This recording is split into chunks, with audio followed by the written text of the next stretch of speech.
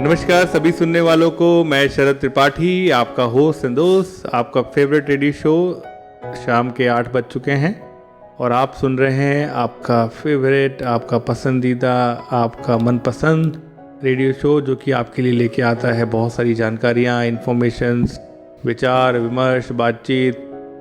लेकिन वो सारी बातचीत दिव्यांगता के आसपास, विकलांग लोगों के आसपास, पर्सन विद डिसेबिलिटीज़ की जीवन के संघर्षों को लेकर ये शो आता है रेगुलर आपके बीच। आपका मनपसंद शो मन की आंखों से, और आप सुन रहे हैं इसे 90.4 FM मधुबन रेडियो। सुनते रहिए, मुस्कुराते रहिए। आज हमारे शो में हैं अली असगर बोरा जनाब, जो हैं वो सुखाड़िया विश्वविद्यालय उदयपुर से अपना शोध कार्य कर रहे हैं। आज हम एक महत्वपूर्ण विषय पर बातचीत लेकर आए हैं। वैसे देश में चर्चा चल रही है संविधान पर, एनआरसी पर, लेकिन एक विषय है हमारे दिव्यांग साथियों का, और दिव्यांग साथियों के जो हक हैं वो डेफिनेटली आते हैं हमारे देश के संविधान से। तो आज हम बातचीत कर रहे हैं संविधान और उसके आसपास के प्रावधानों पर, आर्टिकल्स, वो महत्वपूर्ण मेंशंस जो हमारे संविधान में किए गए हैं दिव्यांगता को लेकर।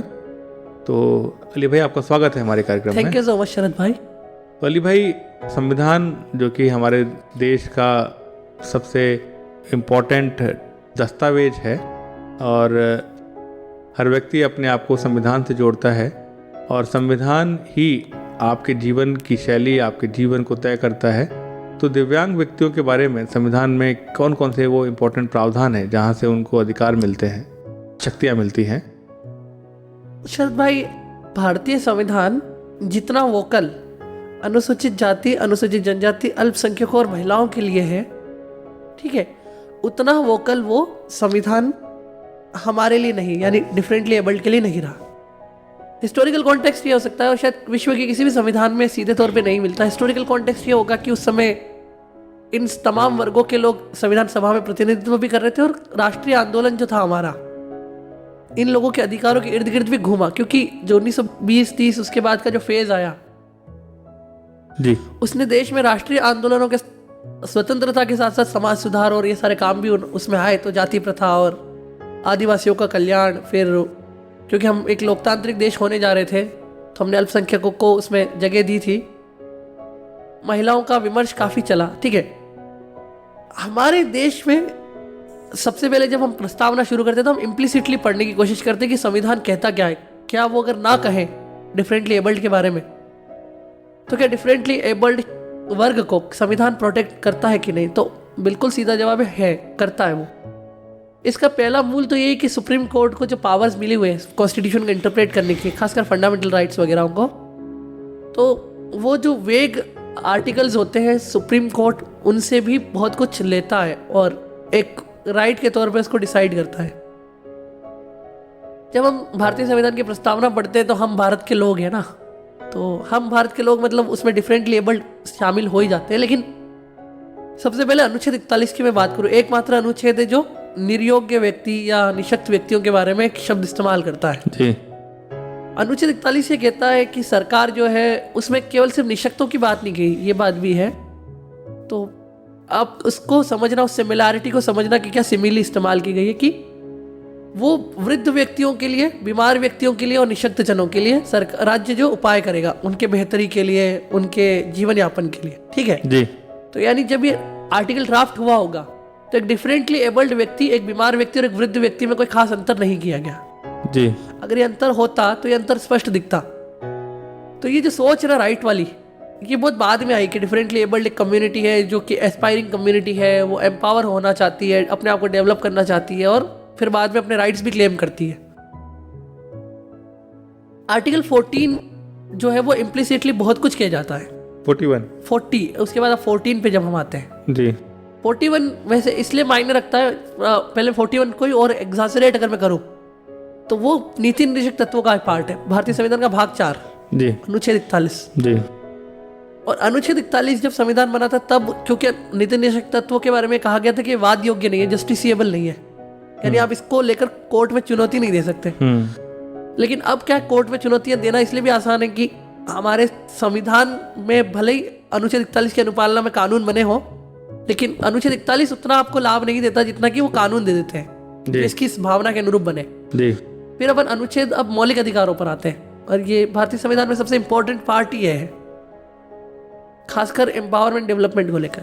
जी 14 अनुच्छेद 14 ये कहता है कि राज्य किसी भी व्यक्ति को विधि की समानता यानी विधि के समक्ष समानता और विधि के समान संरक्षण की मनाही नहीं कर सकता। मतलब state shall not deny any person equality before law, equal protection of law with in the territory of India, Bharat के अंदर।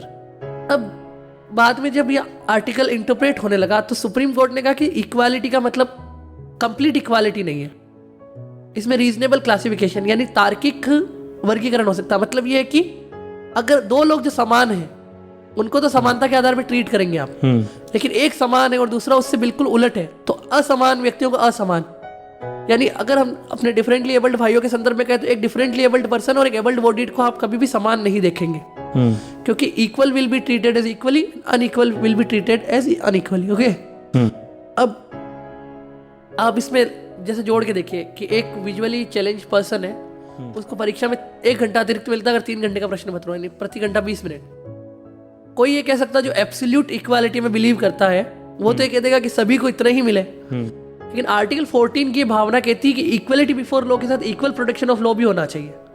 कि इक्वल प्रोटेक्शन ऑफ लॉ का मतलब है कि अगर कोई पीछे है तो आप उसको इक्वली प्रोटेक्ट करेंगे, आप जब उसको 20 मिनट ज्यादा देंगे तो वो आपके समकक्ष आके खड़ा होगा। ये तो अनुच्छेद 14 की बात रही। अनुच्छेद 15 और अनुच्छेद 16 ये स्पेसिफिकली क्या करते हैं कि ये दोनों आर्टिकल्स जो हैं वो जाति, धर्म, नस्ल, लिंग, जन्म स्थान इनका तो उल्लेख करते हैं कि ये जो है असमानता के आधार नहीं होंगे जी, यानी केवल सिर्फ इनके आधार पे जी। ऐसा नहीं कि इनके आधार पे भेद नहीं किया जा सकता, लेकिन सिर्फ इन्हीं के आधार पे नहीं कर सकते। ठीक है, डिसेबिलिटी इसमें मिसिंग है, डिफरेंटली एबल्ड, क्योंकि उस समय विमर्श नहीं था।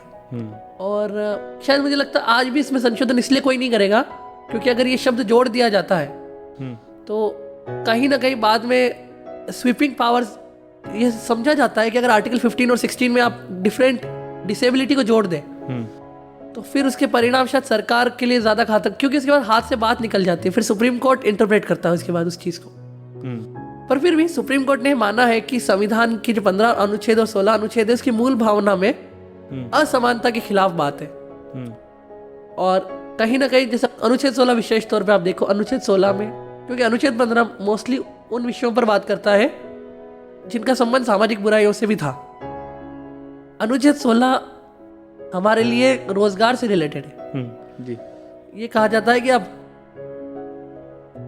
रोजगार में किसी व्यक्ति को नियोजन, मतलब सरकार जो है वो रोजगार देने में किसी के साथ भेदभाव नहीं करेगी। तो भले वह डिसेबिलिटी वर्ड नहीं लिखा है लेकिन फिर भी डिसेबिलिटी शब्द, डिसेबिलिटी के ही आधार पर तो भेदभाव नहीं हो सकता, चाहे उसमें लिखा गया हो चाहे ना लिखा गया हो जी।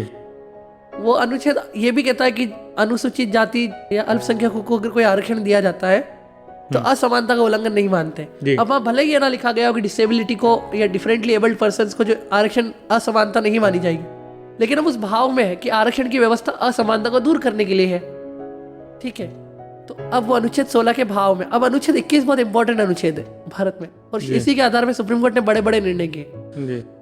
अनुच्छेद 21 ये कहता है कि किसी भी व्यक्ति को जीवन की मौलिक स्वतंत्रता होगी, जीवन और दैहिक स्वतंत्रता का अधिकार होगा जी। सुप्रीम कोर्ट ने अपने कई जजमेंट्स में कहा है कि जीवन का जो मौलिक अधिकार है वो सिर्फ सांस लेने तक सीमित नहीं है जी। कि आप एक सांस ले रहे हो और एक मानव हो तो आप जीवन के अधिकार को उपभोग कर रहे हो, नहीं। गरिमामय जीवन, डिग्निफाइड लाइफ जो है वो इम्पोर्टेंट फैक्टर है जी। तो कल को आज एक विजुअली इम्पेयर्ड पर्सन के पास या डिफरेंटली एबल्ड कोई भी हो, उसके पास ये रास्ता है कि वो ये कह सके कि जो मेरे साथ हो रहा है वो मेरी डिग्निटी के खिलाफ है। ठीक है जी, और उस तरह वो आर्टिकल 21 का उल्लंघन करा सकता है जी। लेकिन निश्चित रूप से ये सारे प्रावधान हैं, निश्चित रूप से बिल्कुल ये सारी बातें चलती रहेंगी और सभी वैचारिक मुद्दों पर हम फिर से लौटेंगे। लेकिन तब तक सुनिए गीत और करते हैं थोड़ा मनोरंजन, फिर आते हैं संविधान के प्रावधानों पर जिस पर हम बात कर रहे हैं जनाब अली असगर बोरा से। स्वतंत्रता को बल देता है, समता न्याय का फल देता है, स्वतंत्रता को बल देता है, समता न्याय का फल देता है, जिसकी बदौलत भारत देश को मिला यहाँ सम्मान है। भारत का संविधान है, भारत का संविधान है, भारत का संविधान है, भारत का संविधान है। स्वतंत्रता को बल देता है, समता न्याय का फल देता है, जिसकी बदौलत भारत देश को मिला यहाँ सम्मान है। भारत का संविधान है, भारत का संविधान है, भारत का संविधान है, भारत का संविधान है।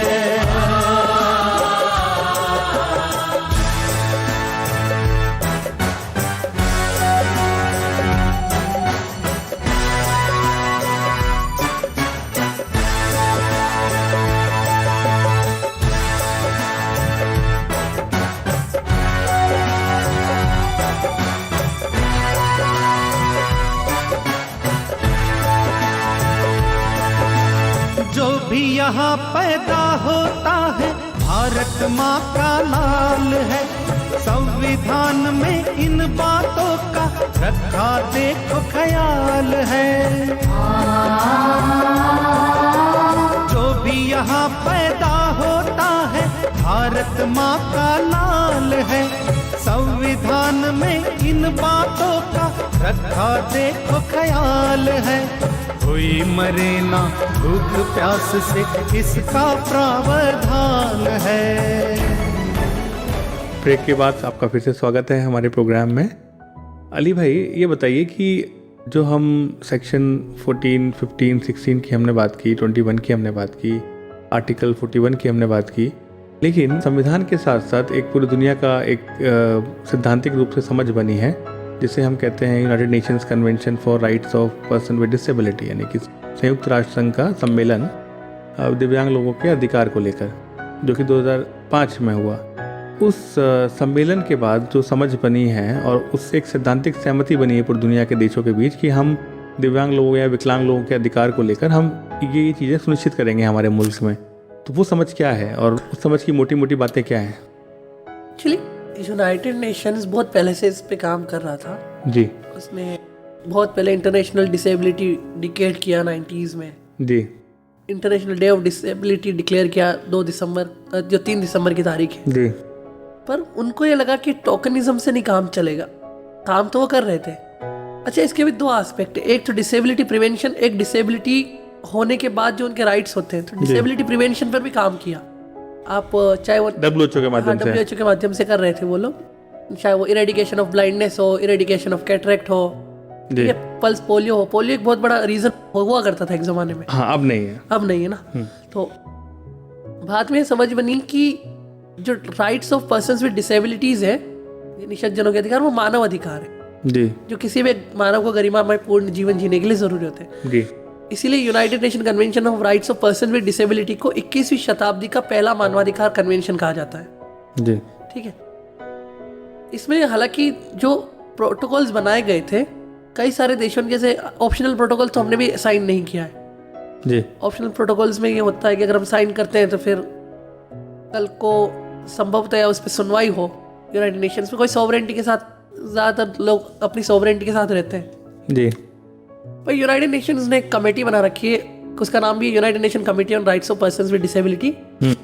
करीब 18 सदस्य होते हैं उसमें जी। तो ये हर साल रिपोर्ट्स वगैरह जारी करते रहते हैं डिसेबिलिटी को लेकर।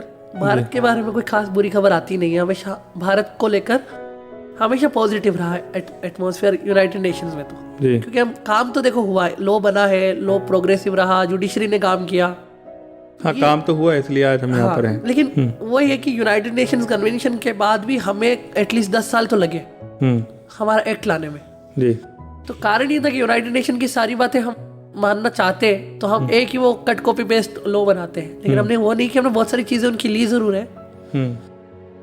फिर ये भी कि विश्व की आपने बात की ना, तो विश्व में बहुत सारे देश ऐसे हैं, लाइक ऑस्ट्रेलिया को भी आप ले लें, तो उसने हेल्थ से रिलेटेड जो प्रोविजंस इसमें किए गए थे जी, कि किस किस स्तर तक हेल्थ अवेलेबल कराई जाएगी, डिसेबिलिटी प्रिवेंशन की बात है एक्चुअली आरपीडी एक्ट। इस प्रिवेंशन के एस्पेक्ट्स पर कुछ देशों की आपत्ति थी, वो इंटरनल मानते थे इसको कि हमारा इंटरनल है टाइप, जो कि पिछले कानून में प्रिवेंशन की बात नहीं थी। तो हमने तो प्रिवेंशन लिया है जी। एक्चुअली हमने इससे उसके तुरंत बाद एक चीज़ की थी 2006 में, जब ये एक्ट लाने से पहले हम एक पॉलिसी ले आए थे। उस पॉलिसी डॉक्यूमेंट का नाम यही था, national policy for persons with disability. उस समय मीरा कुमार ये हुआ करती थी ministry of social justice and empowerment में, ऑनरेबल मिनिस्टर मीरा कुमार हुआ करती थी। वो पॉलिसी उन्होंने साइन की, फिर अभी तो थावरचंद गहलोत जो हमारे माननीय मंत्री जी हैं, उनके टाइम एक्ट आया। तो कुल मिलाकर पॉलिसी बनाकर हमने अपना इंटेंशन तो दिखा दिया था कि हम ये करना चाहते हैं। पर हमारे साथ दिक्कत ये है कि पॉलिसी अपने आप में आपको रेमेडी नहीं देती, पॉलिसी केवल इंटेंट को शो करती है। हालांकि हम ये मानते हैं, जो बहुत एकेडमिक फील्ड में जिसमें हम जिस एकेडमी से आते हैं, पब्लिक एडमिनिस्ट्रेशन, हम तो ये मानते हैं कि कानून भी पॉलिसी होती है, निश्चित रूप से, ठीक है। लेकिन हमारे जो पॉलिसी डॉक्यूमेंट जिस नाम से आते हैं वो मोस्टली इंटेंट शो करते हैं। तो इंटेंट शो करने से कुछ निकला नहीं। फिर हमने यूनाइटेड नेशन जो के ऑब्लिगेशंस हैं उनको उस हद तक मान लिया जिस हद तक हम मान सकते थे। दूसरा ये है कि हमारे साथ ये कि 2011 में हमने 2.21% हमारी पॉपुलेशन थी जी। अब ये ड्रास्टिकली इंक्रीज होगा 2021 के डेटा में। इसका एक बड़ा रीजन ये है 21 डिसेबिलिटीज, क्योंकि 21 डिसेबिलिटीज हमने लाई। लेकिन आप एक चीज देखेंगे कि 2001 और 2011 का मैंने डेटा कंपेयर किया। 2001 में बहुत कम डिसेबिलिटीज, 5 डिसेबिलिटीज को वो लेते थे, 11 में 8 डिसेबिलिटीज को उन्होंने काउंट करना शुरू कर दिया था। ठीक है, तो वो 2.21% पर जब आया तब भी मुझे कोई ड्रास्टिक इंक्रीज नहीं लगा। मतलब ये जितना भी इंक्रीज आ रहा है ना पिछले सालों में, मैंने देखा है वो सिर्फ डेटा मेथोडोलॉजी में चेंज का कारण है। तो ये चिंता की बात तो है कि हमारा जो कैनवासिंग है डेटा को लेकर वो उतना साउंड नहीं है। मतलब यूनाइटेड नेशंस उस पर भी ध्यान दे रहा है, आपको वो डेफिनेशंस भी वर्कआउट करनी पड़ेगी। हमारे यहाँ दूसरा लोग छुपाते हैं कई जगहों पर, आप अगर सर्वे में देखें तो उनको खासकर मेंटल इलनेस जो होती है उस मामले में तो बिल्कुल ही छुपाया जाता है। तो ये डेटा इस वजह से, तो एक बेटर पॉलिसी मेकिंग के लिए डेटा जरूरी है। यूनाइटेड नेशंस भी इस पे काम तो कर ही रहा था जी। और दूसरा है कि हमारे लेकिन लॉ अभी भी उतने साउंड अभी भी नहीं है जितना दूसरे देशों ने अडॉप्ट किया। लाइक मैं एक एग्जांपल देता हूँ आपको, आप यूरोपियन यूनियन चले जाएं जी, या ब्रिटेन का लॉ उठा के देख लें, वहाँ पर एटलीस्ट इतनी सख्ती है कि आज भी जो मेडिसिन के पैकेट्स आते हैं जी, उनमें ब्रेल इंस्ट्रक्शंस होते हैं ना, इंस्ट्रक्शंस इन ब्रेल होते हैं जी। हमारे यहाँ फार्मास्यूटिकल कंपनीज को आज तक वो करने के लिए बाउंड नहीं कर पाए जी। जाहिर है उसमें पैसा लगता है, लेकिन करना पड़ेगा क्योंकि आप मेडिसिन कई बार बहुत लीथल होती है कि कोई गलत, क्योंकि ये सीधे सीधे राइट टू लाइफ से जुड़ा हुआ मामला है जी। हमारे देश में एक बार एक पाकिस्तानी क्रिकेट टीम के कप्तान थे जी, तो उनकी डेथ हो गई थी गलत दवाई खाने की वजह से जी। तो ये पूरे साउथ एशिया की दिक्कत है फिर जी। पाकिस्तान, बांग्लादेश, किसी भी देश में आप देखेंगे तो ये भी इसको उस प्रोटोकॉल को फॉलो नहीं कर रहे जी। उसके अलावा मैंने आपको बताया होगा कि ब्रेल एटीएम्स वगैरह हैं, इन पर बात काफी हुई, सर्कुलर्स काफी निकले आरबीआई की तरफ से, पर काम नहीं हुआ क्योंकि आपके लॉ में सिर्फ अभी मैं सेटिस्फाइड हूँ इलेक्शन कमीशन के काम से। इलेक्शन कमीशन ऑफ इंडिया ने जो कुछ भी रिक्वायर्ड था एक्ट में वो सब करने की कोशिश की है।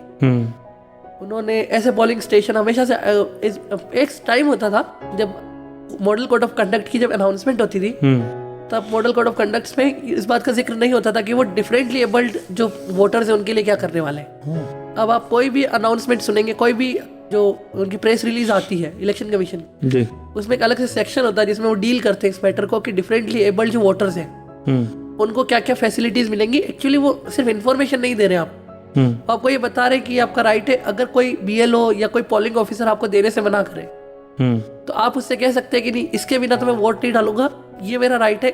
लाइक ब्रेल पर्ची आपको मिल जाएगी, आपको रैंप मिलेगा, आपको व्हील चेयर मिलेगा। तो ये सारी चीजें पोलिंग स्टेशन पे आपका राइट बन गई। पहले ये ठीक था कि कोई आपकी मदद कर दे तो कर दे, वरना हिचक भी सकते थे कि भाई ठीक है मैं पोलिंग स्टेशन जाऊं तो राइट टू वोट तो बहुत बेसिक राइट है, आपके लेकिन सभी अधिकारों। जी, लेकिन आपने अपनी बातचीत में बहुत सारे विषय उठा दिए हैं। खासतौर पे आपने एक्सेसिबिलिटी की बात भी इसमें ले ली, आपने प्रोटोकॉल्स की बात, मेडिकल प्रोटोकॉल्स की बात भी आपने इसमें ले ली। लेकिन मैं ये पूछना चाह रहा था, फिर से बात वहीं आती है कि सम्मेलन हुआ, उसकी कुछ मोटी मोटी बातें हमने हमारे लॉ में ले ली हैं, लेकिन जैसा अभी हमारे बीच में बातचीत हो रही थी कि लॉ में बहुत सारी बातें नहीं आई हैं जो एक्सप्लिसिटली आनी चाहिए थी, फिर जिस पर कुछ लोगों का कहना ये है कि रूल्स में वो सारी बातें आ सकती थी, लेकिन रूल्स में वो बातें आई नहीं है। जैसा हमारी चर्चा हुई कि 12 राज्यों ने रूल्स बनाए ही नहीं है, 12 नहीं बनाए हैं, बाकी के राज्यों में तो अभी रूल्स बने ही नहीं हैं, और सेंटर के रूल्स आ गए हैं, लेकिन उनमें सारी बातें लॉ से नहीं आ पाई हैं। तो तस्वीर कैसी देखते हैं आप? मैं बहुत बेसिक चीज़ बताता हूँ मैं आपको, कैसे रूल में और लॉ में गैप छोड़ा जाता है। जी, लॉ ये कहता है कि the appropriate government shall create a barrier free environment, यानी कि आपको ऐसा वातावरण मिलेगा जिसमें कोई बाधा ना हो। जी, फिर ये भी कहा जाता है कि अच्छा, बाधा को परिभाषित किया यूनाइटेड नेशन ने, सबसे बड़ी बात ये भी आप ये देखिए, और भारत सरकार ने भी उसी शब्द को फिर अच्छे से परिभाषित किया। बाधा का मतलब पहले ही होता था कि कोई स्टेप है, कोई मतलब खड्डा है, ठीक है, बिल्डिंग एक्सेसिबल नहीं है, ठीक है, वो बाधा होती थी। अब ये कहा गया कि जो सोसाइटी के साथ आपको इंटरेक्ट करने में जो भी प्रॉब्लम आती है वो सब बैरियर है। लेकिन दिक्कत क्या है फिर बैरियर को डिफाइन करने के बाद भी कि फ्री एनवायरनमेंट देंगे तो कैसे देंगे, इस पर बात ही नहीं होती। मतलब क्या प्रोविजंस होंगे उसको लेकर, तो वो एक वेग होता है, उसको फिर एक्सप्लेन करने की जरूरत पड़ती है, उसका एक्सप्लेनेशन रूल्स में आना चाहिए था, ठीक है। अब एक सवाल, एक बात और भी है कि रोस्टर्स बनाने की बात भी उसमें होती है कि 4% आपको रिजर्वेशन मिल जाएगा जी, लेकिन रोस्टर मेकिंग फिर आप रूल पे छोड़ते हैं, जबकि वो चीज़ लॉ में आ जाती तो रूल में एक क्लोज अगर आप ये डाल देते कि हर 25वीं सीट डिफरेंटली एबल्ड के लिए रिजर्व रहेगी, जी, तो जो कोई चीज़ लॉ में लिखी होती है ना, उससे ये कि रूल उसको डेविएट नहीं कर सकता। आज रूल उसको डेविएट कर सकता है, मतलब एग्जीक्यूटिव ऑर्डर से आप रूल बदल सकते हैं, निश्चित रूप से। तो ये एक चीज़ है। दूसरा, फिर मैंने बताया कि लॉ कितना वेग होता है।